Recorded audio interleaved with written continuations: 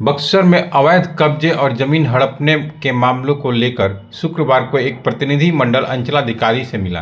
प्रतिनिधि मंडल का नेतृत्व कर रहे पूर्व विधायक अजीत कुशवाहा ने बताया कि कई मामलों में जमीन की रसीद किसी और के नाम से कट रही है, जबकि कब्जा किसी दूसरे व्यक्ति का है।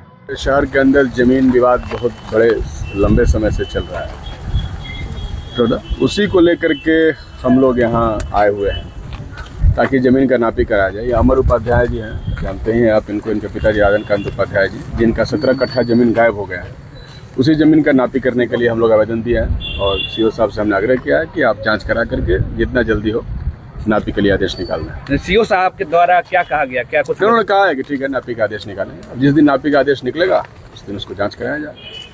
अब लोग तो देखिए ना कि किस तरीके से ज़मीनों का लूट मचा हुआ है पूरा बक्सर के अंदर। सरकारी ज़मीन पर, नहर के ज़मीन पर कोई जो है ईंटा बिछा देता है और सोन नहर के अधिकारी कहते हैं कि भाई हमको पता नहीं चल रहा है कौन बिछाया है, और बक्सर की जनता करे कि हमने देखा है। सबको उनका नाम पता है, अखबार में भी नाम छपा है।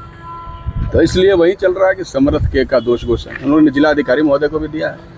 इसलिए ये लड़ाई चलती रहेगी। गरीब लोगों का, कमज़ोर लोगों का जो ज़मीन कब्जा कर रहे हैं माफिया लोग, उनके खिलाफ जो हमने लड़ाई की शुरुआत की है, उसी की कड़ी में आज हम लोग अंचलाधिकारी से मिल रहे हैं। डर नहीं लग रहा? अकेले मोर्चा जो है खोले हुए हैं। कहाँ राम जी भाई हैं, ये इतने लोग हैं, सब डर क्यों? इतने लोग हमारे साथ जितने लोग हैं उतना किसी के साथ लोग ही नहीं है, हम क्यों डरेंगे? सरकार के खिलाफ बोलने वाले लोगों को जो है बिहार पुलिस गिरफ्तार कर रही है। रात में पटना में पप्पू यादव की भी गिरफ्तारी हुई है। आप लोग याद होगा, एक समय में देश में इमरजेंसी लगा था, उसके बाद जितने लोगों को गिरफ्तार करने वाली सरकार थी वो सरकार कहाँ चली है? तो उसी तरीके से ये सरकार अगर जनता के खिलाफ काम करेगी, जन विरोधी काम करेगी, तो सरकार को जाना होगा। लोकतंत्र में जनता मालिक होती है और जनता तो सब देख रही है आपके माध्यम से।